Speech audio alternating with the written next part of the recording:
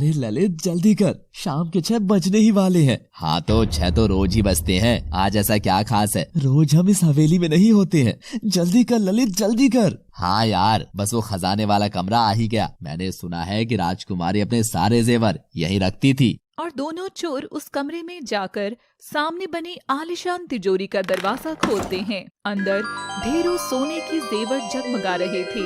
इतना सोना देखकर ललित और गगन तो पागल हो उठे। ललित अपना बैग तुरंत भरने लगा। बस कर यार ललित, ज्यादा लालच मत कर, वो बस आने ही वाली होगी। वो कौन? माया। माया का नाम लेते ही हवेली की चीजें कांपने लगी और उन चोरों की बत्तियां जलने और बुझने लगी।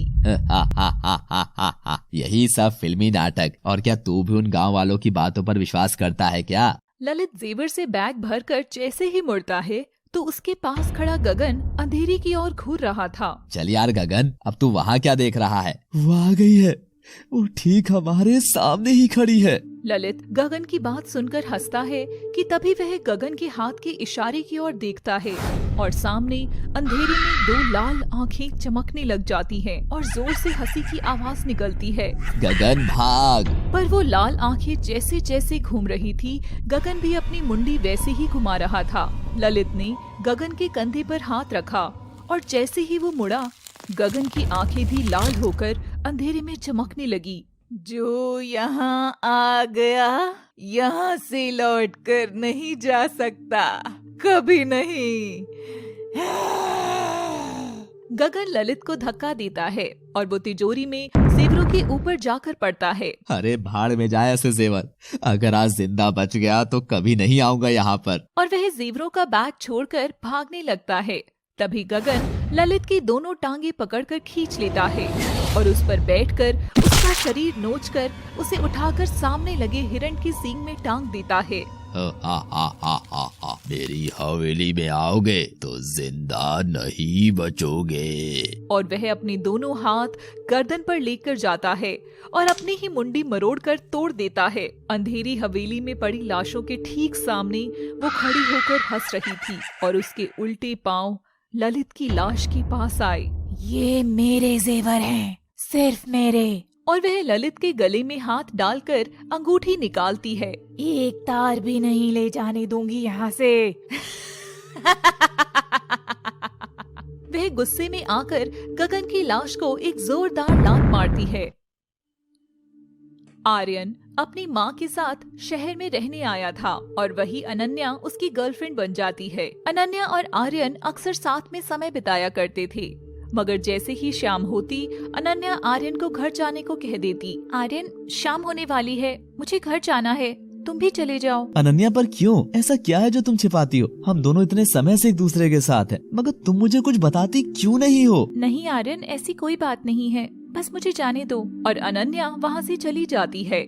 आखिर ऐसी कौन सी बात है जिसके चलते अनन्या मेरे साथ समय नहीं बिताती? मुझे पता लगाना होगा। और अगले दिन फिर से शाम होती है। दोनों लवर्स एक साथ बैठे हुए थे। चलो आर्यन, मुझे अब जाना चाहिए। रुक जाओ अनन्या, रुको बस। आर्यन अनन्या को बाहों में ले लेता है। अनन्या जाने के लिए छटपटाने लगती है। आर्यन, प्लीज मुझे जाने दो। नहीं अनन्या, आज नहीं। ये शाम का ही तो समय होता है जब 2 कपल्स रोमांटिक हो सकते हैं और तुम हर बार बहाना करके चली जाती हो, पर आज नहीं। आर्यन की जिद क्या करने वाली थी ये उसे पता भी नहीं था। अनन्या के कानों में एक आवाज आती है। रुको मत, उसे खत्म कर दो। हाँ, खत्म कर दो उसे, रुको मत। चुप, एकदम चुप और दूर हटो मुझसे। आर्यन दूर हट जाता है और अनन्या भाग जाती है। मुझे लगता ही था कि अनन्या में कुछ तो गड़बड़ है। वैसे मैंने उसके शरीर पर GPS लगा दिया है, अब मैं कहीं भी रहकर उसके बारे में देख सकता हूँ। और आर्यन वहाँ से जाने लगता है। सुनसान रास्ते पर आर्यन को उसकी खुद की परछाई ही डरावनी लग रही थी। तभी सामने की हवेली से उसे एक लड़की के चीखने की आवाज आती है। आर्यन दौड़ा दौड़ा वहाँ जाता है तो देखता है हवेली में जमीन पर बैठी एक लड़की जिसने सफेद सलवार कमीज पहने हुए हैं और तेज तेज रो रही है। बहन, तुम इतनी रात को यहाँ क्या कर रही हो? मगर वह रोना बंद नहीं करती है। आर्यन उसके पास जाता है और उसके कंधे पर हाथ लगाता है। बोलो बहन, क्या तुम्हें कोई मदद चाहिए? तभी वह लड़की अपना चेहरा ऊपर करती है। आर्यन उसे देख चौंक जाता है। वह इतनी सुंदर लड़की थी जैसे कोई परी आ गई हो। बहन नहीं, माया, माया नाम है मेरा। माया, तुम क्यों रो रही हो? क्या तुम्हें किसी की जरूरत है? हाँ, प्यार की। वो चला गया और अभी तक नहीं लौटा। शांत हो जाओ माया, आ जाओ, मैं तुम्हें शहर के अंदर ले चलता हूँ। नहीं, ये मेरा घर है, तुम जाओ यहाँ से, चले जाओ। आर्यन नहीं जाता। मैंने कहा ना चले जाओ, जाओ। माया की दहाड़ सुनकर आर्यन सहम जाता है और उल्टे पांव ही बाहर को निकल लेता है। उसके बाहर जाते ही हवेली का दरवाजा आहिस्ता से बंद होने लगता है। वह दरवाजे के बीच में से माया को देख रहा था। दरवाजा बंद होते ही आर्यन वहाँ से जाने की बजाय उसके कान लगाकर सुनता है, मैंने कहा ना यहाँ से चले जाओ, जाओ। और वे वहाँ से चला गया। हवेली की छत पर खड़ी माया आर्यन को वहाँ से जाता देख रही थी। उसकी आंखों में अजीब सा दर्द और जुनून था, आंसू थे और थी एक दबी हुई कहानी। माया अपना दुपट्टा तेज हवा में उठाकर उड़ाने लगती है कि तभी उसके हाथ से वह छूट जाता है। आह, नहीं। उस रात आर्यन को नींद नहीं आई। उधर अनन्या भी अपने कमरे में बिस्तर के कोने में बैठी हुई थी और अपने कानों को दोनों हाथों से बंद कर रही थी। अगला दिन होता है। आर्यन अभी भी सो रहा था कि उसके कानों में एक मीठी धीमी आवाज आती है, माया, माया, माया।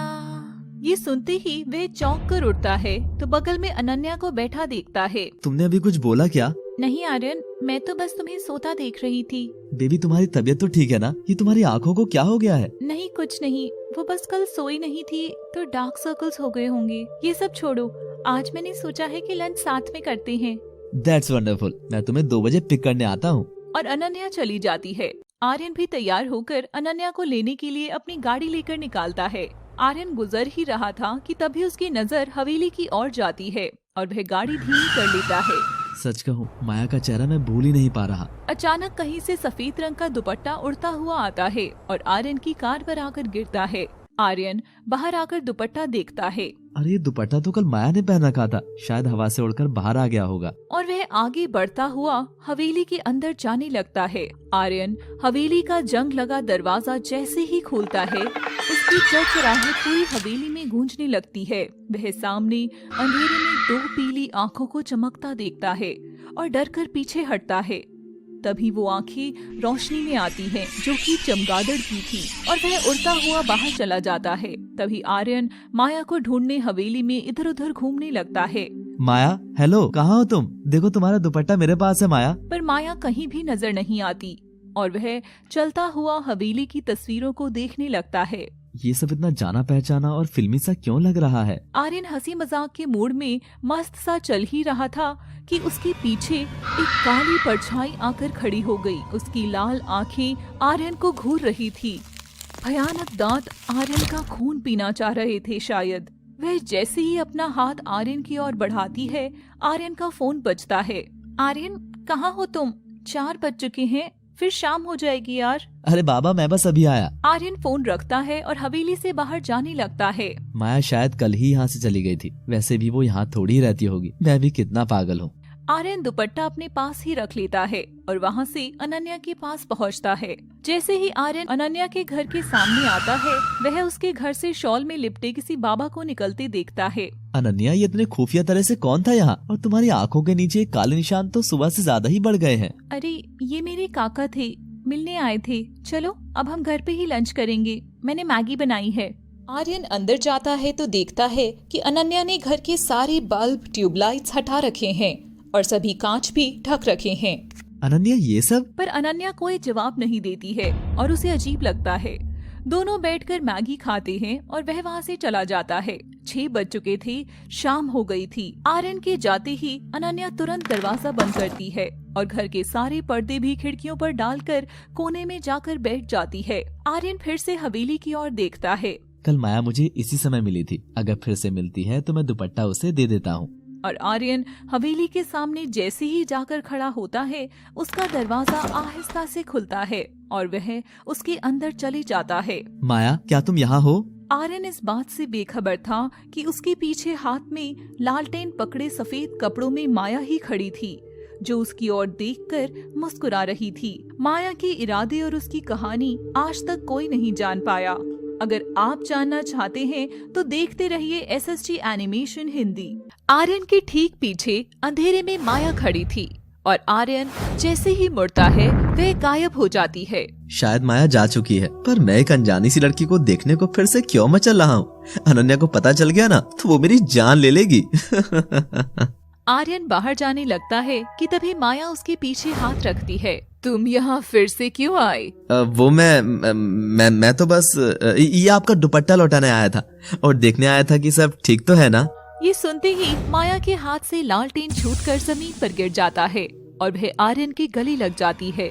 झटके से आर्यन दीवार के सहारे जाकर खड़ा होता है, पर माया उससे लिपटी ही रहती है।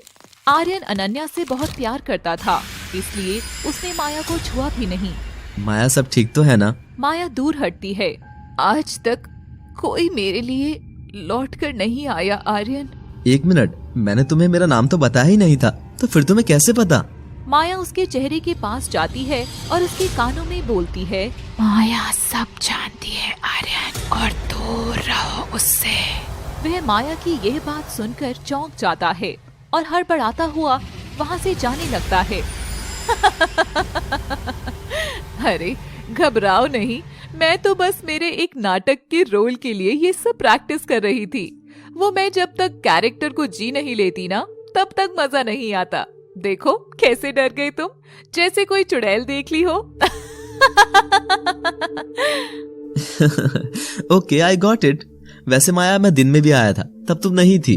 तुम्हें दिन में नहीं आना चाहिए था, मैं सिर्फ शाम 6 बजे के बाद ही मिलती हूँ। तभी आर्यन को अनन्या की बात याद आती है। मैं 6 बजे के बाद घर से बाहर नहीं रह सकती हूँ, मुझे जाना है आर्यन। अनन्या घर के बड़े कांच पर से जैसे ही कपड़ा हटाती है और खुद को देखती है तो उसे खुद में एक चुड़ैल की परछाई नजर आती है। नहीं, ये सब क्या हो रहा है आखिर मेरे साथ? कल आर्यन के आने से पहले अनन्या ने एक झाड़ फूक वाले बाबा को घर बुलाया था। बाबा, आजकल मुझे नींद नहीं आती है और मेरे कानों में अजीब आवाजें सुनाई देती हैं। अगर मैं शाम को घर से बाहर निकलूं तो मुझे आसपास काला अंधेरा घेर लेता है।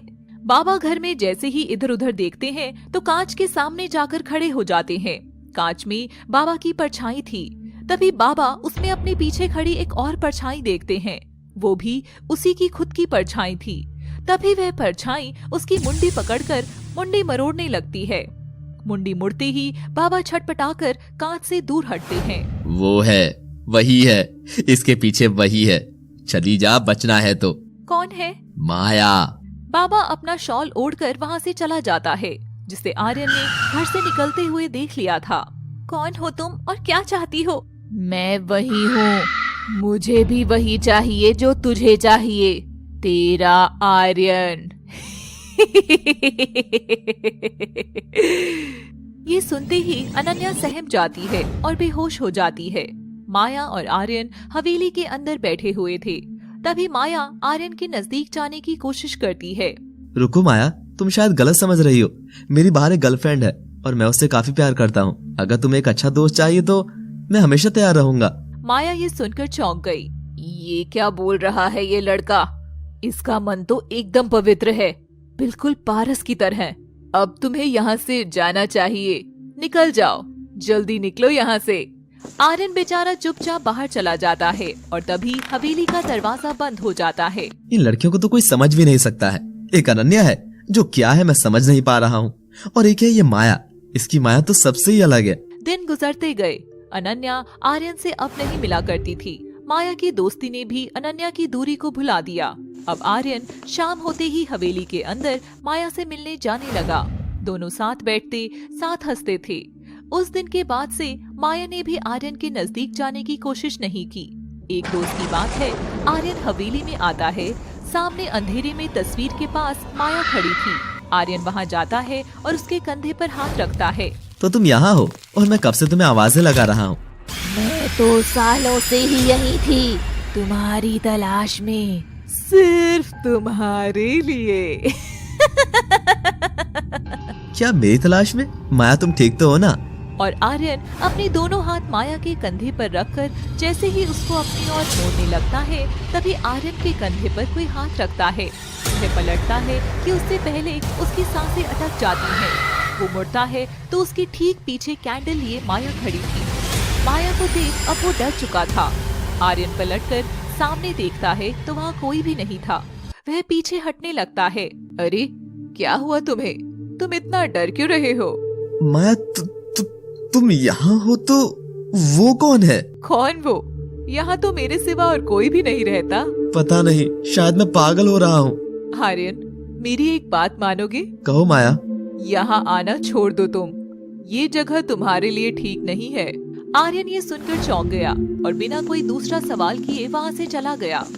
आर्यन चला तो गया था, मगर एक तरफ रात भर आर्यन को याद कर माया अंधेरी रात में सफेद कपड़ों में घूमते हुए उसे याद करती है, और दूसरी तरफ आर्यन अकेले बैठे भी माया की मुस्कुराहट याद करके हंसता था।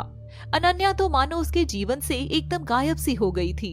ना ही वह आर्यन को याद आती थी। एक रोज आर्यन बाजार से गुजर रहा था, तभी उसे एक बूढ़ा मिलता है और वो उससे हवेली के बारे में बात करने लगता है। बाबा, उस हवेली में रहने वाली लड़की आखिर है कहाँ की और किस खानदान की है?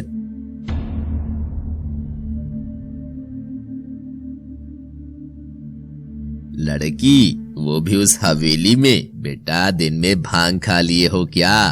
वो हवेली तो 150 साल से खाली है। उधर कौनू लड़की तो ना ही मिलेगी, मगर उधर एक भूतनी जरूर है, माया। ये नाम सुनते ही अब आर्यन की तो हवा एकदम टाइट हो चुकी थी। आर्यन माया के साथ बिताए सब लम्हे याद करने लगता है। इसका मतलब माया एक भूतनी है? नहीं, ये सच नहीं हो सकता। माया हवेली के आईने के सामने खड़ी होती है और अपने आप को निहारती है। क्या कमी थी तुझ में माया? आखिर क्या जो वो तुझे छोड़ गया था? आखिर क्या था उसमें ऐसा जो मुझे ना चुनकर तुमने उसको चुना था? आखिर क्या? जवाब तो देना होगा तुझे भी और तेरी रूह को भी। माया जोर से चीखती है और हवेली के सारे कांच एक एक टूटने लगते हैं। बताओ मुझे, बताओ। तभी माया के कानों में आहिस्ता से एक डरावनी आवाज आती है। चुप हो जा वरना। आवाज सुनते ही माया अंधेरे कोने में जाकर छोटे बच्चे की तरह दुबक जाती है। मुझे उसे जाने नहीं देना चाहिए था। अब तुम्हारे जाने का समय आ गया है आर्यन, तुम्हें तो मरना ही होगा। आर्यन माया के बारे में जान भी चुका था, मगर फिर भी वह उसे अपने जहन से निकाल नहीं पा रहा था। हवेली में बैठी हुई माया अब आर्यन के दिमाग से खेलने लगी थी। अब तू हर पल सिर्फ मेरे बारे में ही सोचेगा लड़के, तुझे लौटकर आना ही होगा। माया अपना हाथ सामने कर अपनी मुट्ठी जोर से भींचकर बंद करती है, तो उसकी मुट्ठी में खून टपक कर जमीन पर गिरता है और वह खून से चारों ओर घेरा बनाकर उसके बीच में बैठ जाती है। रात हो चुकी है। अगर माया सच में मेरा वहम है या भूत है तो आज मैं सच पता लगा कर ही रहूंगा। और जैसे जैसे माया अपनी ताकत बढ़ा रही थी, आर्यन खुद ही वहाँ तक खींचा चला आ रहा था। माया आर्यन को आता देखकर डरावनी हंसी हंसती है, मगर सामने बैठी माया आर्यन को नजर नहीं आ रही थी। तभी वह देखता है कि हवेली में सीढ़ियों के ऊपर की ओर माया चल रही है और जमीन पर उसका सफेद कपड़ा लहरा रहा है। आर्यन उसके पीछे चलने लगता है। आजा,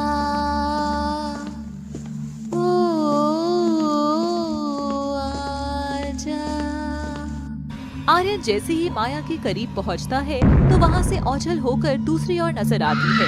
पूरी हवेली में माया के गानों की आवाज गूंज रही थी। आर्यन फिर से माया का पीछा करता है, मगर वह तुरंत हवा हो जाती है। चलते हुए आर्यन तस्वीरों के पास पहुंचता है और तभी माया की तस्वीर नीचे गिर जाती है।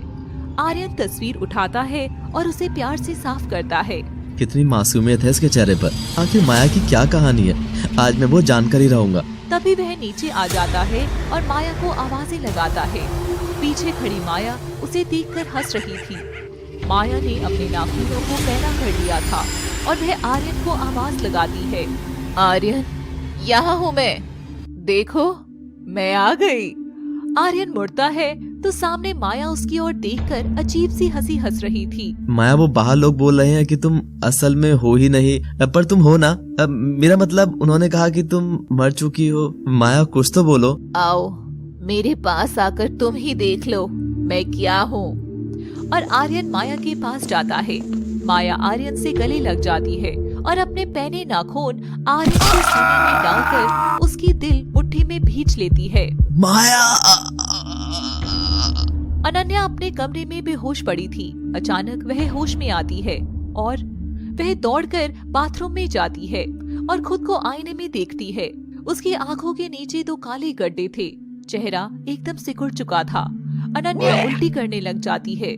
जैसे ही वह उल्टी करती है, पहले उसके मुंह से बालों का गुच्छा निकलता है। अनन्या घबराई हुई सी बालों के गुच्छे को खींचती जाती है, मगर उसकी उल्टी बढ़ती जा रही थी। वह आईने के सामने अपना मुंह फाड़कर रोशनी में देखती है तो उसके अंदर से एक जला हुआ हाथ बाहर आता है। उसकी आंखें डर से एकदम फट रही थी। तभी दूसरा हाथ बाहर आता है और अनन्या का मुंह एकदम चौड़ा हो जाता है। अनन्या का मुंह फाड़कर उसके अंदर से एक जली हुई औरत बाहर आती है, जिसके दोनों पांव उल्टे थे और बाल बिखरे हुए थे। मैं आ गई अनन्या। माया आर्यन के सीने से लगी थी और उसका दिल माया की मुट्ठी के भीतर धड़क रहा था। क्या आज से पहले तुम्हारे इतने करीब कोई पहले भी आया है क्या आर्यन? नहीं माया, सिर्फ तुम ही मेरे इतने करीब आ सकी हो, पर ये मेरे सीने में इतना दर्द क्यों हो रहा है? माया की आंखें बंद थी। तभी पलकों के नीचे एक आंसू जमीन पर गिरता है। राजकुमारी जी, छोटी रानी आ रही हैं, होशियार हो जाइए। तुम जाओ, जल्दी जाओ यहाँ से। मैं तुम्हें रात में मिलती हूँ। बचाओ, कोई बचाओ मुझे, बचाओ। माया, दर्द तेज हो रहा है। माया ये सुनकर मुस्कुराती है। वह जोर से हंसते हुए आर्यन से दूर हटती है और आर्यन के सीने में से दिल बाहर खींच लाती है। आर्यन ये देखकर एकदम चौंक गया। सामने सफेद कपड़ों में उसे अपनी मौत नजर आ रही थी। इसका मतलब वो लोग सच कह रहे थे कि माया एक हसीन श्राप है जो मुझे निगल जाएगी।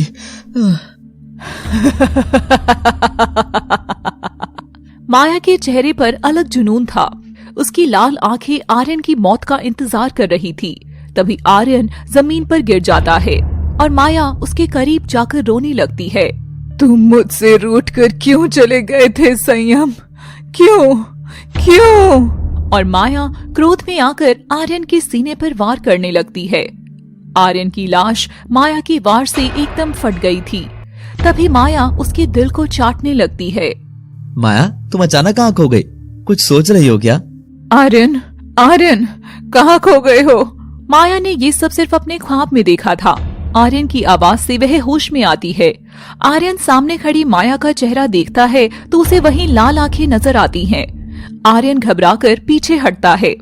तुम माया नहीं हो, आखिर हो कौन? अचानक आर्यन के सच में सीने में दर्द उठता है। दर्द से वह चिल्लाने लग जाता है। माया, ये मुझे अभी सीने में इतना दर्द क्यों हो रहा है? आर्यन, मैं माया ही हूँ। और कहाँ दर्द हो रहा है तुम्हें? दिखाओ मुझे। माया आर्यन के पास आकर उसके सीने पर हाथ रखती है। आर्यन के ठीक पीछे सीढ़ियों के ऊपर 2 डरावनी आंखें जल रही थी। माया उन्हें देखकर डर जाती है। वह आर्यन को वहाँ से हटा लेती है और वह एकदम ठीक हो जाता है। माया, मुझे नहीं पता तुम सच हो या झूठ, हकीकत हो या छलावा, मगर मैं तुम्हारे बिना नहीं रह सकता। मैं तुमसे प्यार करने लगा हूँ माया, बहुत प्यार। ये सुनते ही बाहर का मौसम एकदम बदल जाता है। बिजली कड़कने लगती है और टूटकर हवेली में लगे एक बड़े आईने के ऊपर गिरती है। जैसे ही आईना टूटता है, माया बहुत तेज हंसती है और उसकी आंखों में देखती है। वह हवेली के अंदर चलने लगती है। आर्यन भी उसकी ओर खींचा चला जा रहा था। अनन्या बाथरूम में बेहोश पड़ी थी। इस बार उसकी आंखों के नीचे हद से ज्यादा काले गहरे गड्ढे थे। वह उठती है और बाथरूम से बाहर आती है। मुझे आर्यन को बचाना होगा। ये सब जो हो रहा है, इसे रोकना ही होगा, वरना कयामत आ जाएगी। माया इठलाती सी आर्यन के आगे आगे चल रही थी। तड़पता हुआ आर्यन बार बार जैसे ही माया के करीब जाता, वो वहाँ से भाग जाती। और इस बार आर्यन ने माया का हाथ पकड़कर उसे अपनी ओर खींचा। आखिर क्या हो तुम में इतनी कशिश क्यों है? तुम मुझे पागल कर रही हो माया। बस अपनी आंखें बंद करो और खुद जानो आखिर मैं कौन हूँ। माया अपने सुंदर हाथों से आर्यन के चेहरे पर हाथ फेरती है और उसकी आंखें बंद करती है। जैसे ही वह आंख बंद करता है, उसे हवेली के अंधेरे में बस माया का चेहरा ही नजर आता है। माया के होठ, माया की सुंदर आंखें, माया की हंसी। आर्यन अपने ख्यालों में माया को ही देख रहा था कि तभी उसके चेहरे पर माया का सफेद लहराता हुआ दुपट्टा आकर गिरता है। वह मुस्कुराता हुआ दुपट्टा हटाने लगता है। माया, मुझे बस एक ही चेहरा नजर आता है, वो तुम माया। माया। वह अपने चेहरे से जैसे ही दुपट्टा हटाता है, अपने सामने भयानक चुड़ैल खड़ी पाता है। उसका चेहरा आर्यन के एकदम नजदीक था। ये क्या है? वह डरता हुआ अपनी आंखें बंद कर लेता है और जैसे ही खोलता है, देखता है कि सामने तो कुछ भी नहीं है। ये नजारा देखकर अब आर्यन की हिम्मत जवाब दे चुकी थी। वह दौड़कर हवेली से बाहर भागने लगता है। तभी उसे माया नजर आती है, मगर ये क्या, माया की परछाई उसके सामने लगे आईने के अंदर नहीं थी। इसका मतलब वो सच कह रहे थे कि तुम एक भूतनी हो। नहीं आर्यन, मेरी बात तो सुनो प्लीज। माया की आंखों में आंसू थे, मगर आर्यन की आंखों में खौफ था। वह भागता हुआ जैसे ही पलटकर देखता है तो दरवाजे के बीच में से माया खड़ी होकर उसकी ओर देख रही थी। उसकी आंखों में आंसू थे। वह आर्यन की ओर अपना हाथ फैलाए हुए खड़ी थी। मत जाओ संयम, इस बार भी मुझे अकेला छोड़ रहे हो। आर्यन वहां से भाग जाता है। माया उसे जाता देख रो रही थी कि तभी पीछे से माया के चेहरे पर दो भयानक हाथ आते हैं और उसका मुंह भींचकर अंधेरे में ले जाने लगते हैं। डर की वजह से उसकी आंखों की पुतलियां फैल चुकी थी। नहीं।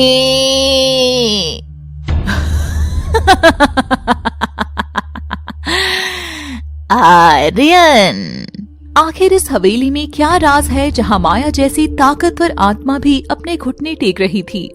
आर्यन दौड़ा हुआ घर जाता है और बिना किसी से कुछ कहे अपने कमरे में जाकर बिस्तर में दुबक जाता है। मैंने जो चेहरा वहाँ देखा, क्या वो मेरा भ्रम था या सच?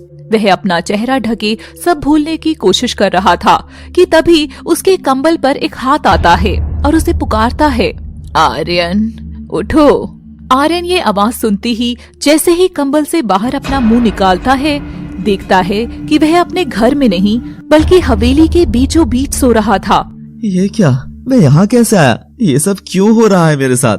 तुम कौन हो? देखो देखो, तुम जो कोई भी हो, मेरे पीछे क्यों पड़ी हो?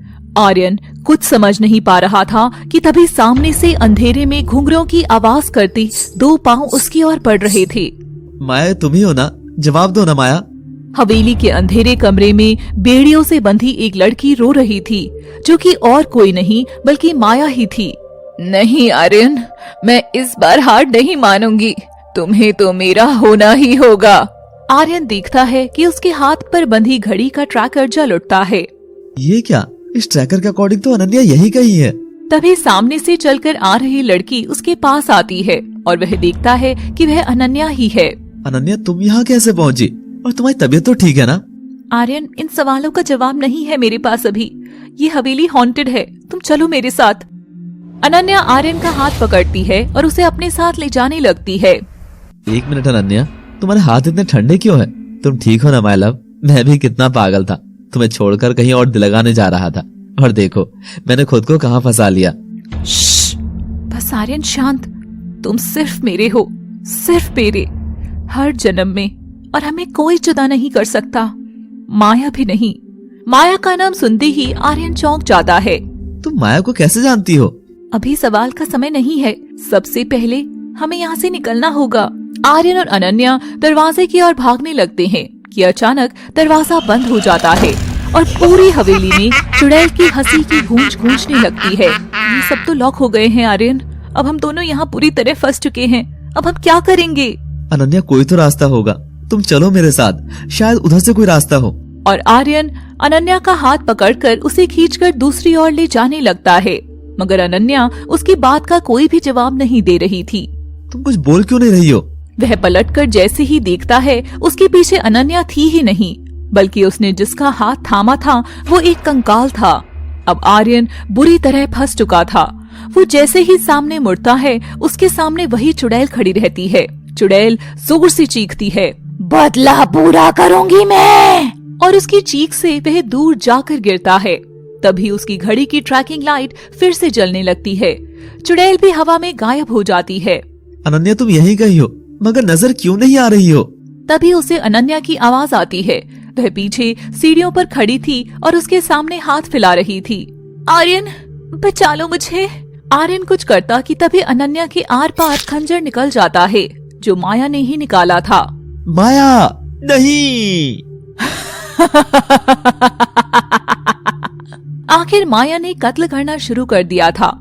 हवेली में लाशों की गूंज शुरू हो गई थी, मगर वो दूसरी आत्मा किसकी है जिसे माया भी डर रही थी, और आर्यन और माया का क्या संबंध है?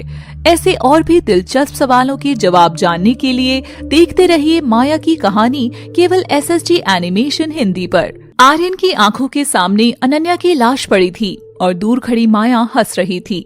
तभी उसके कानों में आवाज पड़ती है, आर्यन, आर्यन, मेरी ओर देखो आर्यन। आर्यन चौंक कर उठता है और देखता है कि वह अपने ही कमरे में था और सामने अनन्या बैठी हुई थी। वह अनन्या को गले लगाता है और उसकी पीठ को छूकर देखता है। तुम तो एकदम ठीक हो, ना ही तुम्हारे चेहरे पर काले गड्ढे हैं। इसका मतलब कि वो सब सपना था। क्या सब? और तुम क्या बात कर रहे हो? काले गड्ढे? क्या हुआ है आर्यन? तुम ठीक तो हो ना? आर्यन अनन्या से कुछ नहीं कहता और चुपचाप माया के बारे में फिर से सोचता है। लगता है तुम घर के अंदर रहते रहते ऊब चुके हो। आओ मेरे साथ बाहर चलो।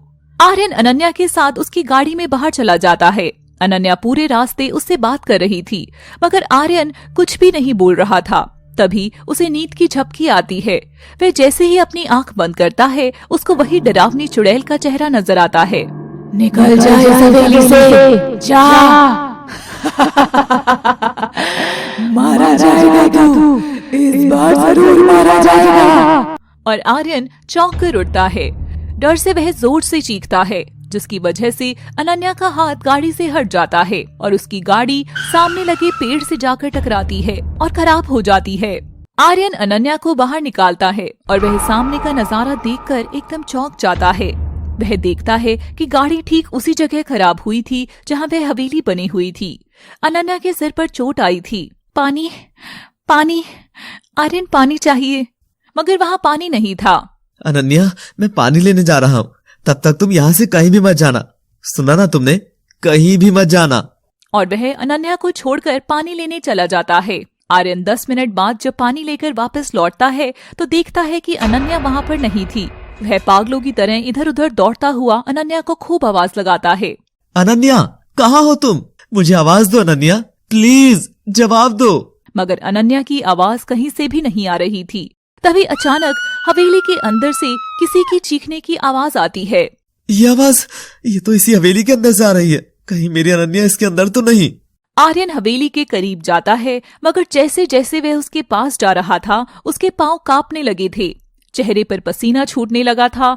ऐसे लग रहा था जैसे वह चुड़ैल उसके सामने ही खड़ी हो।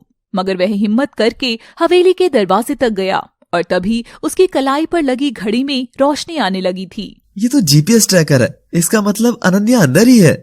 और आर्यन अंदर जैसे ही पांव रखता है, चुड़ैल की हंसी पूरी हवेली में गूंजने लग जाती है।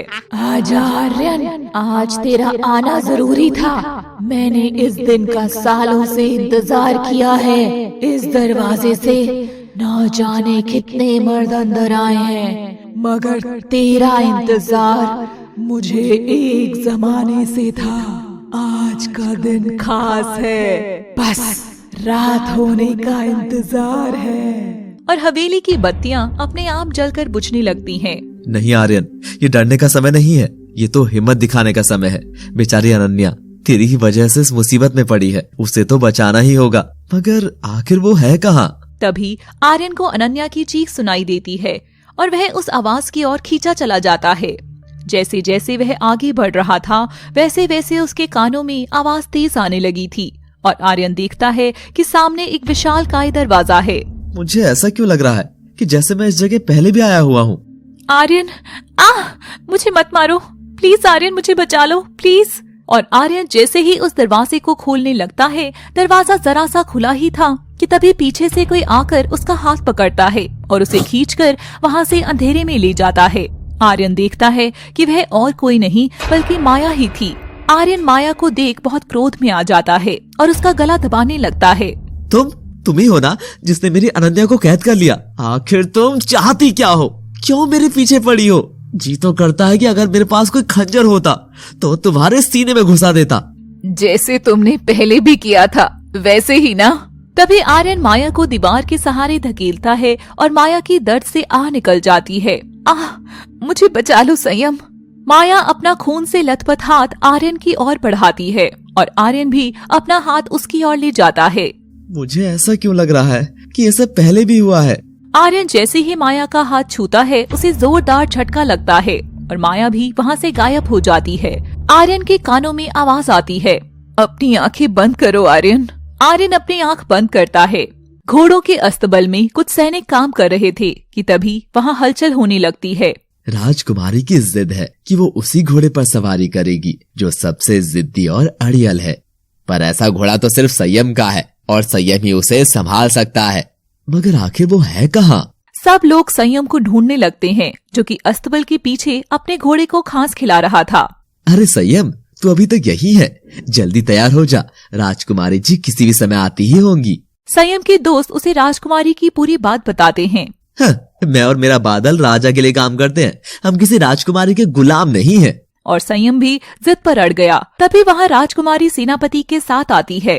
राजकुमारी माया आ गई है, सभी अपने घोड़े के साथ झुक जाएं। सब झुक जाते हैं मगर संयम थोड़ी ही झुकने वाला था, इसलिए माया को वही घोड़ा पसंद आता है। मगर संयम के मना करने पर सेनापति उसे धन का लालच भी देता है। अगर हम धन के लालच में राजकुमारी के आगे ही बिक गए तो फिर हमारा राज्य किस तरह सुरक्षित रहेगा? क्यों, क्या कहती है राजकुमारी जी? मुझे तुम्हारी ये बात बहुत पसंद आई सेनापति। हम बैठेंगे तो इसी घोड़े पर, मगर अभी नहीं। राजकुमारी, अगर आप इसी सवारी करना चाहती हैं तो आपको पहले एक योद्धा बनना होगा। ये बात सुनकर माया मुस्कुराती हुई अपने कमरे में चली जाती है और संयम को याद करने लगती है। मुझसे आज तक इतने हक से किसी ने बात नहीं की। माया सेनापति को बुलवाती है। सेनापति, मुझे उस सैनिक से तलवारबाजी जैसी सभी चीजें सीखनी है। माया आज बड़ी ही खुश थी। तभी वहाँ छोटी रानी कंचन आती है। माया के पिता राजा भान सिंह की पहली पत्नी यानी माया की माँ का देहांत के बाद उन्होंने कंचन से शादी कर ली थी। कंचन और माया की उम्र में अधिक फर्क नहीं था, मगर कंचन का कद माया के लिए माँ समान था। क्या बात है, आज मेरी राजकुमारी बड़ी चहक रही है। जी छोटी रानी, मैंने अब से तलवारबाजी करने का फैसला लिया है। शाबाश। माया चहकती हुई वहाँ से चली जाती है। कंचन भी माया को देखती जा रही थी। तभी वह अपनी मुट्ठी जोर से भींचती है और उधर माया के सर में तेज दर्द उठता है। कंचन भी वहाँ से चली जाती है। उधर सेनापति संयम को मैदान में भेजता है। सेनापति भी न जाने अब किससे लड़वाना चाहता है। मुझे पता ही है कि सामने वाला मुझसे हार ही जाएगा, फिर भी और संयम जब सामने देखता है तो राजकुमारी माया हाथ में तलवार लिए खड़ी थी। राजकुमारी आप? नहीं, सिर्फ माया। मैं अब से तुम्हारी छात्रा हूँ, कोई राजकुमारी नहीं। और संयम माया को प्रशिक्षण देने लगा और दोनों अच्छे दोस्त बन गए। अब माया और संयम बहुत समय साथ बिताने लगे, मगर उन दोनों को छिपकर छोटी रानी देखा करती थी। धीरे धीरे संयम और माया के बीच प्यार होने लगा, मगर दूसरी ओर कंचन भी मन ही मन संयम को पसंद करने लगी। माया, तू जो करना चाह रही है वो संभव नहीं होगा। मैं क्या कर रही हूँ छोटी रानी? संयम तुझे नहीं मुझे प्यार करता है, और अगर विश्वास नहीं तो आज मेरे कमरे में आकर देख लेना। माया ये सुनकर चौंक जाती है और संयम के पास जाती है। नहीं माया, ऐसा कुछ भी नहीं है। मैं सिर्फ तुम्हारा हूँ और मैं मर भी जाऊँ ना तो मेरी आत्मा और मेरे शरीर पर सिर्फ तुम्हारा ही हक होगा। माया संयम की बात का विश्वास कर लेती है और दोनों गले लगते हैं। दूर खड़ी कंचन यह सब देखकर जल उठती है और अपने कमरे में जाकर एक काली मिट्टी की गुड़िया उठाती है और उसकी मुंडी तोड़ देती है। चाल कामयाब हुई संयम।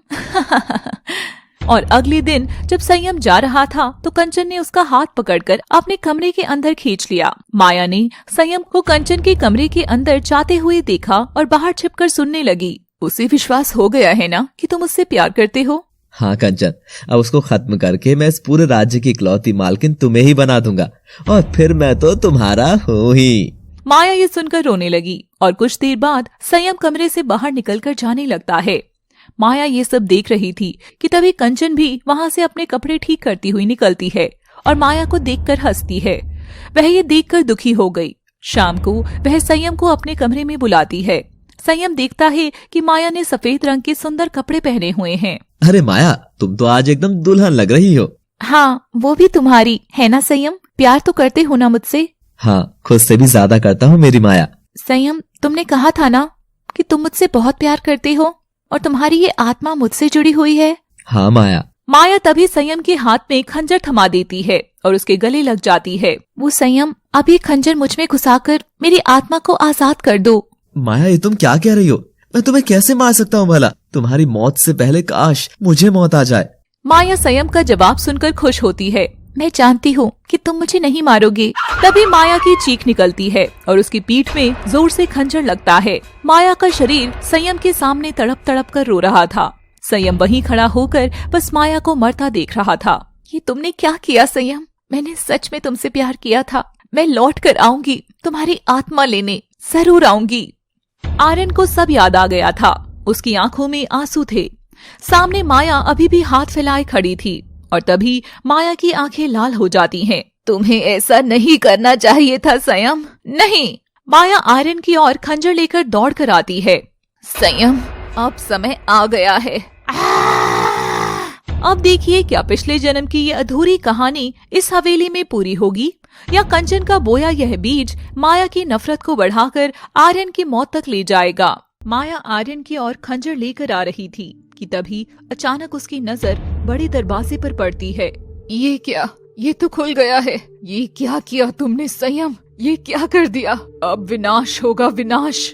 आर्यन कुछ सोच पाता उससे पहले ही माया अंधेरे में पीछे की ओर चलने लगती है। रुको माया, तुम पूरा सच नहीं जानती हो। मगर माया नहीं सुनती है। माया, तुम जानती ही नहीं हो कि आखिर उस दिन हुआ क्या था। मुझे सब याद आ गया है, मगर मेरी बात तो सुनो। और आर्यन उस बड़ी कमरे का दरवाजा पूरा खोल देता है और उसके अंदर चलने लगता है। हवेली के उस काले तहखाने में रोने की आवाज गूंज रही थी। वहाँ कोने में बेड़ियों से बंधी माया बैठी रो रही थी। माया के हाथ में खंजर था और वह जमीन पर बैठी बैठी अपना ही पांव खंजर से काट रही थी। तभी माया की डरावनी आंखें सामने देखती हैं। मुझे यहाँ कैद करके तुम्हें क्या लगता है तुम सब बच जाओगे?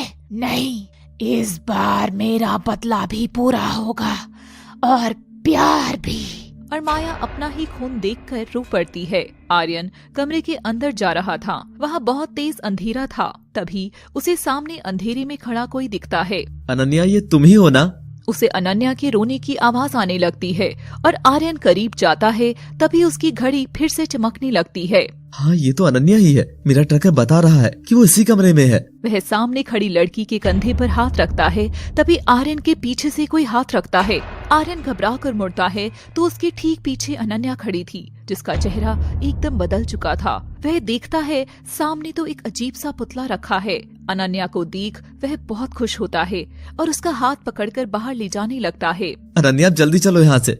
मैं तुम्हारी जान खतरे में नहीं डालना चाहता। वह कमरे से बाहर भागने लगता है और दोनों हवेली के विशाल चौक में आ जाते हैं। तभी भागते हुए आर्यन को ऐसा लगा जैसे पीछे से कोई उसे भारी चीज रोक रही हो। वह आगे नहीं चल पा रहा था। वह डरता हुआ पीछे देखता है तो अनन्या अपने बिखरे बालों के बीच से आंखें निकालकर उसको देखकर हंस रही थी और उसे आर्यन का हाथ इतनी जोर से पकड़ा हुआ था कि वह आगे चल भी नहीं पा रहा था। ये क्या है? अनन्या, ये तुम नहीं हो ना? नहीं, ये जरूर कोई छलावा है। तभी आर्यन की घड़ी फिर तेज तेज चमकने लगी। मगर ये ट्रैकर तो बता रहा है कि यही अनन्या है। इसका मतलब है कि अनन्या आर्यन को धक्का देती है और हवा में ऊपर उड़ा देती है। मैं ही हूँ वो जो तेरी किस्मत लिखूंगी। आर्यन को कुछ समझ नहीं आ रहा था। क्या हुआ बेबी, तुम कंफ्यूज हो रहे हो? तो शुरू से कहानी को रिप्ले करो। और अनन्या अपनी आंखों से लेजर निकालकर सामने पर्दे पर आर्यन को पूरी कहानी दिखाती है। तुम्हें याद है आर्यन, मैं जब भी कहती थी कि मैं शाम 6 बजे के बाद बाहर नहीं निकल सकती तो वो मुझसे मिलने आती थी। अनन्या बाथरूम के कोने में बैठी थी। तभी उसके कानों में आवाज आती है। हाँ, तुम ही हो वही जो मुझे इस दुनिया में वापस लेकर आओगी। तुम ही हो। अनन्या अपने कानों को बंद करती है। कौन हो तुम? कौन हो? क्यों मुझे तंग करती हो? तभी अनन्या के सामने छोटी रानी कंचन की आत्मा आ जाती है। हाँ, कौन हो तुम? अनन्या, डरो नहीं, मैं तुम ही हूँ। और कंचन अनन्या के सिर पर हाथ रखती है। अनन्या, तुम मेरा ही पुनर्जन्म हो। तुम ही मेरा उस तक पहुँचने का जरिया बनोगी। और अनन्या कंचन एक हो जाती हैं। इसीलिए उसकी आंखों के नीचे वो काले गड्ढे पड़ गए थे। आर्यन, जब तुम उस हवेली में उस माया से मिलने जाते थे तब वहाँ उसके अलावा मैं और होती थी। उस दिन आर्यन, जब तुम मेरे इतने ही करीब थे और मैं तुम्हारा दिल निकालने ही वाली थी, तब कमबख्त माया आ गई और उसने तुम्हें वहाँ से भगा दिया। इसका मतलब कि माया हमेशा मुझे तुमसे बचा रही थी। अनन्या अब पूरी तरह कंचन में बदल जाती है। हाँ, वो माया ही हर बार तुम्हें हवेली से दूर कर देती थी, पर मैं तो तुम्हें हमेशा यही रखूंगी मेरे संयम। आज भी कितने सुंदर और जोशीले हो तुम तो मेरे बहुत काम आओगे। मेरी माया कहाँ है? कहाँ है वो दुष्ट रानी? तेरी वजह से मैंने पिछले जन्म में उसे खो दिया था। तुझे तो मैं छोड़ूंगा नहीं। और आर्यन पास कुर्सी उठाकर उस कंचन के ऊपर फेंकता है, मगर वो तो भूतनी थी, वह तुरंत हवा हो जाती है और हवेली में चारों ओर उड़ने लगती है। तेरी माया, वो कमजोर तो हमेशा ही डरती थी मुझसे, और फिर मैंने उसे कैद कर दिया। कंचन के सामने आते ही माया अंधेरे में दुबक जाएगी। तू बचाएगी इस चूहे को मुझसे? तू भूल मत। मैं क्या कुछ नहीं कर सकती। छोटी रानी, नहीं, मुझे माफ कर दो। और माया की आत्मा चुड़ैल कंचन के पाँव में गिरती है, मगर कंचन उसे लात मारकर दूर फेंक देती है।